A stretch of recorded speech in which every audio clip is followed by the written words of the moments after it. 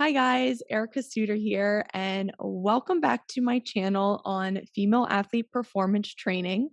If you are new here, please hit the subscribe button below so that you can get updated anytime I post a new video or have a new podcast. Today's video is going to be super unique, and if you guys have been following me for a while, you also know that I love writing. I love blogging, and I also just recently wrote a book, The Strong Female Athlete. Today, I'm going to read one of my most recent blogs because I know a lot of you guys like to have me write in your headset instead of reading through a full length article. And a lot of people who did read the article, they were really impacted by it. And I just really want to share it on this channel today because it is not only lessons for female athletes on sports and training, but also on life. And I do see a lot of girls being led astray and taught some very interesting things in the life coaching and mindset space. So I'm excited to give you guys a different perspective. So without further ado, I am going to read the 15 life lessons for young female athletes on training and life. Number 1, discipline sets you free. You can only wing it for so long. You can only get away with doing the bare minimum for so long. You can only get away with going through the motions for so long. You can only be disorganized and chaotic for so long until you need to up the ante on your discipline.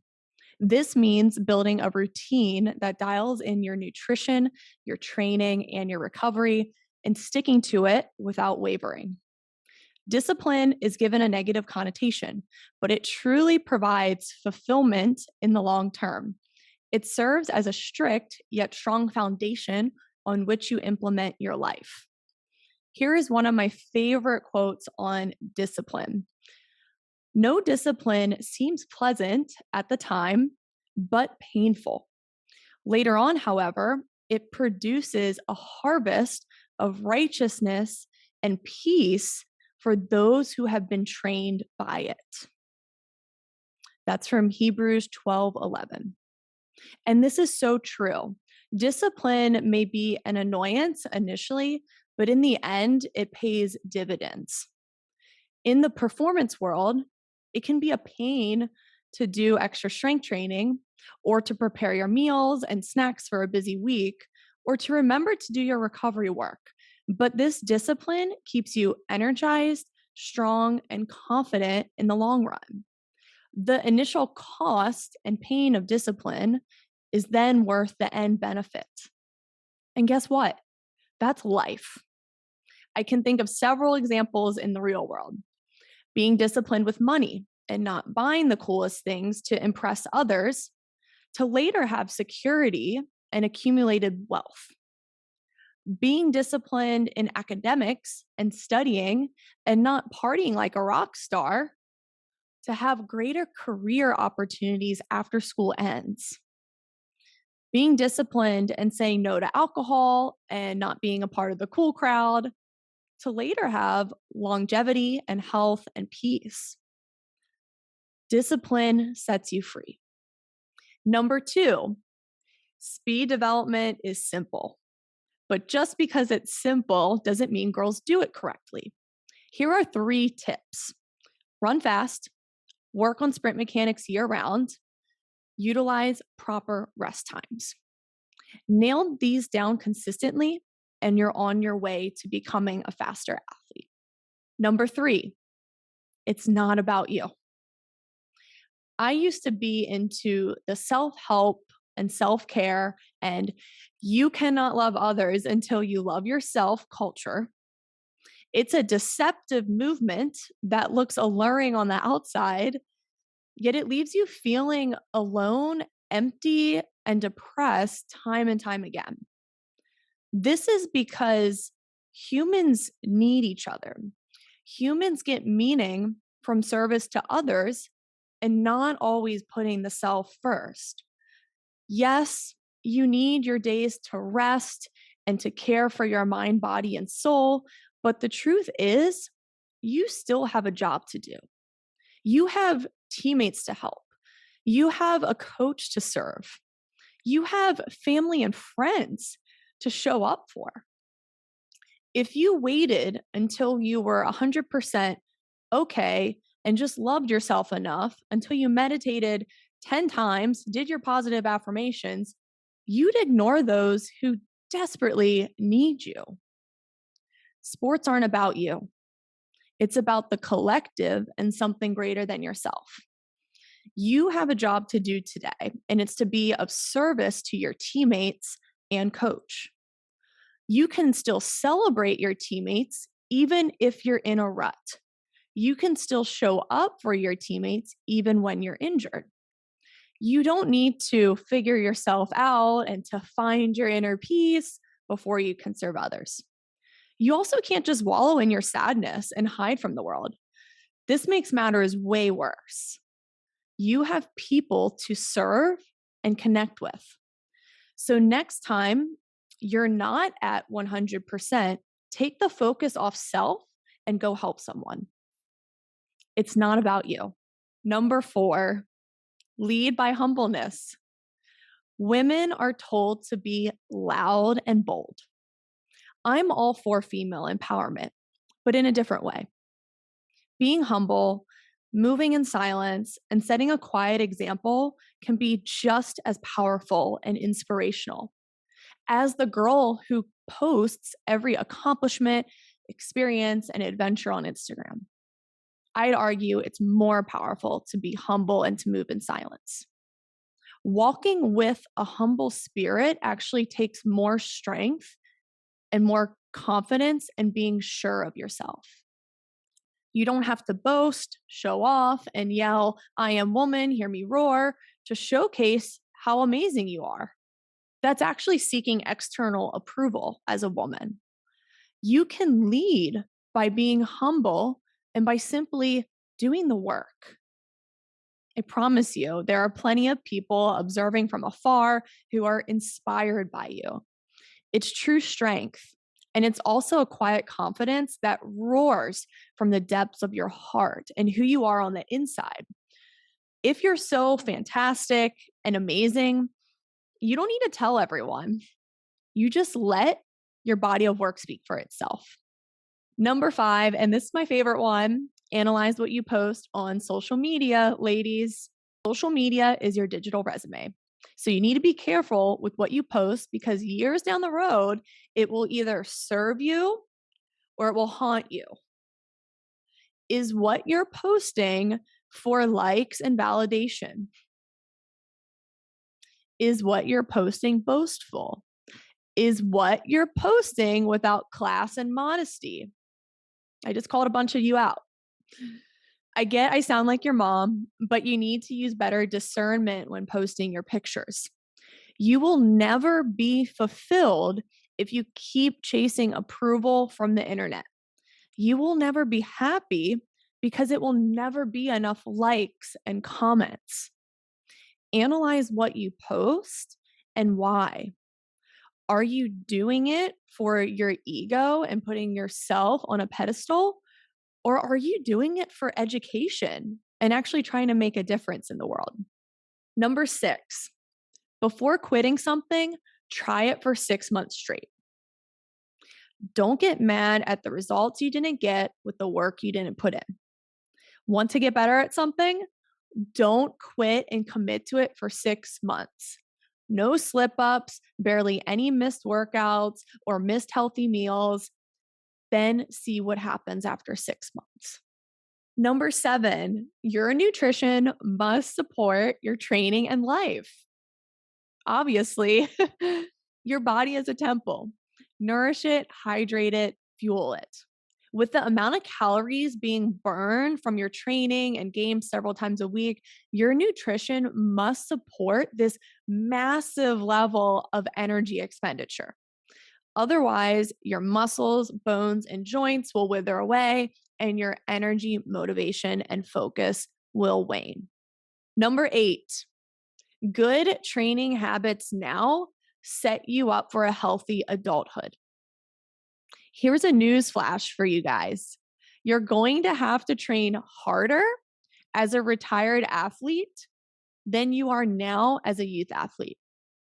Life gets harder as you age, with muscle atrophy and cognitive decline creeping in over the years. But the good news is, with good training and nutrition, you can still strengthen your body and brain and live an empowered and vibrant life as you get older in age. Start with good habits now because you'll need to hit the gym and get under the iron when you're done playing your sport. Number 9, true happiness comes from the simple moments. I've been to over 15 countries and 3 continents. I've seen 2 natural wonders of the world. I've coached soccer and lived in Brazil for a year. I've done New Year's Eve on Copacabana Beach. I've camped in the Amazon jungle. I've toured Barcelona Stadium. I've hiked Machu Picchu. I've hang glided over Rio de Janeiro. I guess you can say I used to live the wanderlust life that so many girls dream of. When you jet from adventure to adventure, seek the next experience, get excited about who you're going to meet, and get a rush of dopamine after you post that perfectly staged epic travel photo on Instagram for everyone to gawk over. I'm incredibly grateful and I consider myself lucky to have had these experiences, but with anything, there's always a cost. Many girls would envy my previous life.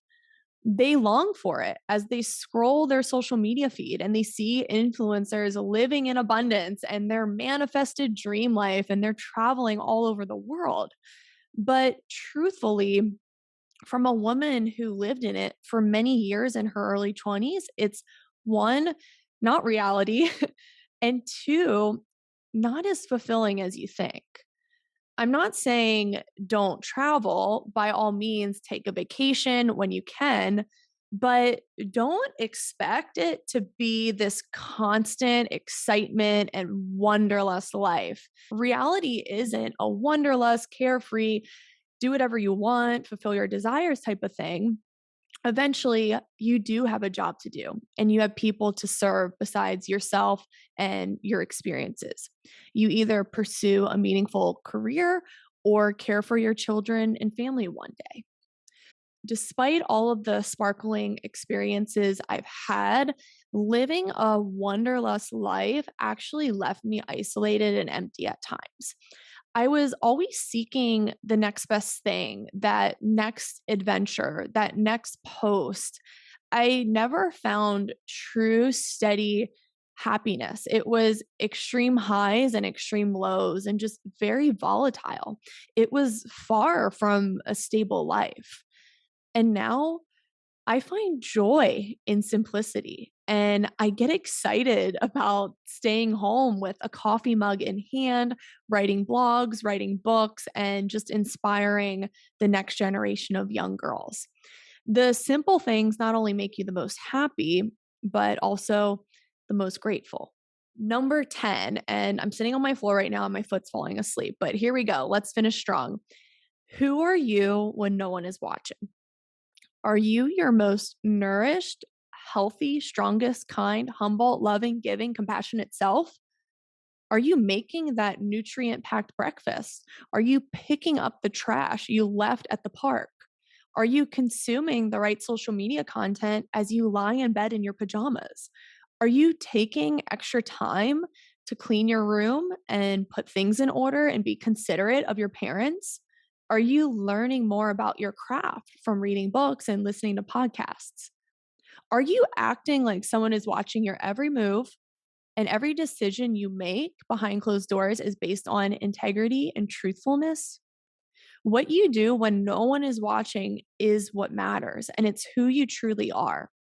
You're not chasing the like, you're not trying to reel in more followers, you're not seeking clout, you're just alone with your integrity. Be your best self behind closed doors. That's all that matters. Number 11, it's called injury reduction. Anyone who guarantees injury prevention or who promises healing, run the other way. The truth is, health is not guaranteed. Of course, you can stack the odds in your favor by doing strength training, nourishing your body with the right nutrients, getting good sleep, and living your healthiest lifestyle. But injuries can still occur. Sports are rough, and there are so many factors at play that injuries cannot be fully prevented. They can only be reduced.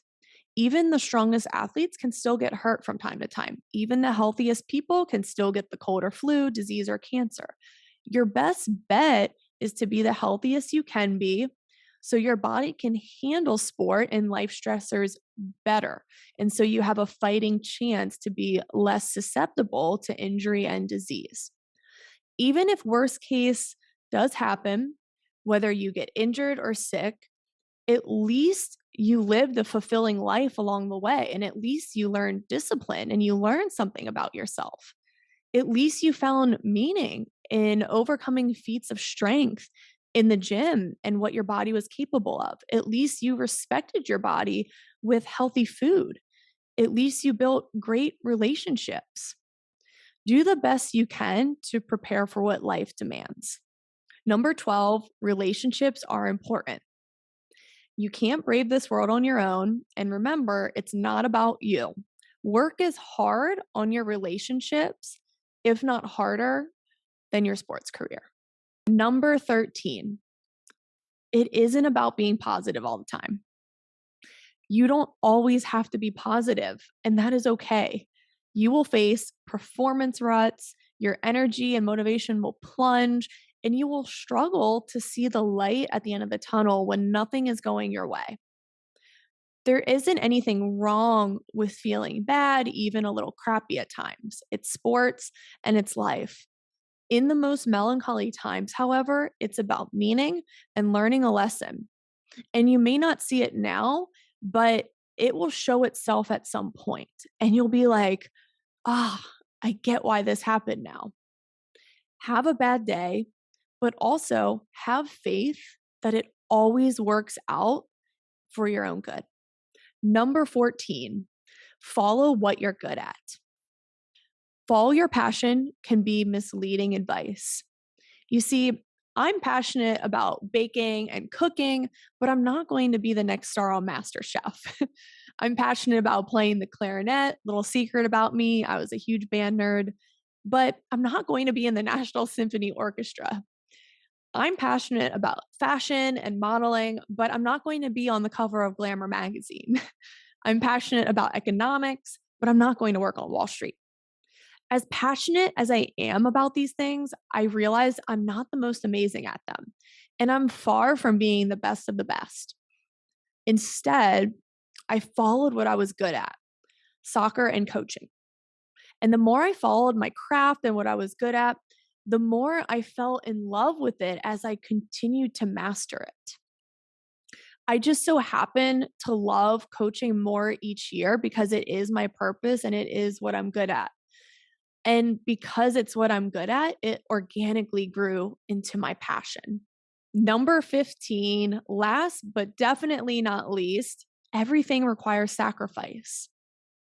The question is your sport or your purpose so meaningful to you, you enjoy the sacrifices you make?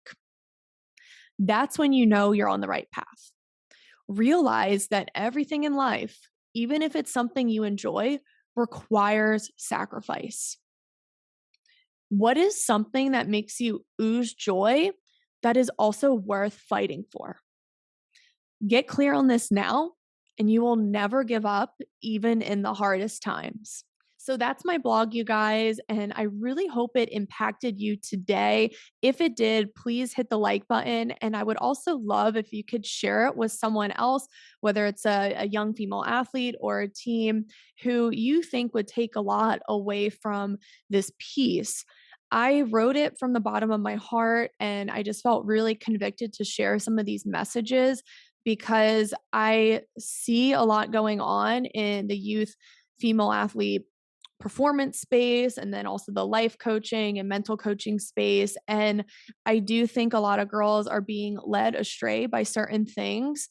And the overarching theme of all of this is it's not about self. It's about serving your teammates, your coach, your loved ones. And I truly believe that a lot of the mental health issues that are happening with young girls today is because the focus is too much on the self.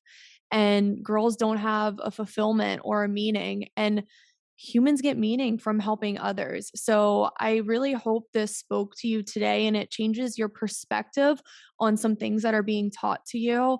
And if you liked it, again, please like the video or shoot me a message. And I'm extremely excited that I was able to share this on my channel today. And I truly, truly hope you really enjoyed it.